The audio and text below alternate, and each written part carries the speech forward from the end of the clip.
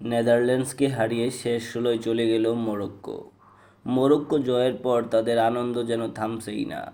ইসমাইল সাইবেরি তিনি উদযাপন করছেন কান্না করার মাধ্যমে। প্রত্যেক মরক্কোর প্লেয়ারই তাদের আজকের জয়কে সেজদা করার মাধ্যমে উদযাপন করেছে।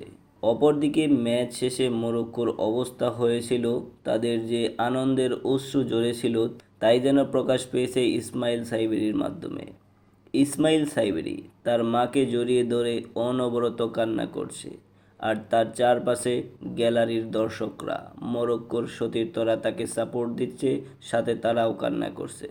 এই অশ্রু যেন দুঃখের নয়, এই অশ্রু আনন্দের, জয় উদযাপনের। মরক্কোকে নিয়ে গেল শেষ 16-তে। নেদারল্যান্ডসের হয়ে 72 মিনিটে মরক্কোকে গোল করে কোডি গ্যাকপো। 72 মিনিটে নেদারল্যান্ডস এগিয়ে যায়, কিন্তু তারপরেও শেষ মুহূর্তে তারা জয় ছিনিয়ে আনতে পারেনি। 90 মিনিটে খেলা শেষ হওয়ার অতিরিক্ত 1 মিনিট সময়ে গোল করে বসেন মরক্কোর ইসা ডিপো, যার ফলে মরক্কো এবং নেদারল্যান্ডস সমতায় ফিরে। নির্ধারিত সময়ে খেলা শেষ না হলে শেষ পর্যন্ত খেলা গড়ায় পেনাল্টি শটআউটে।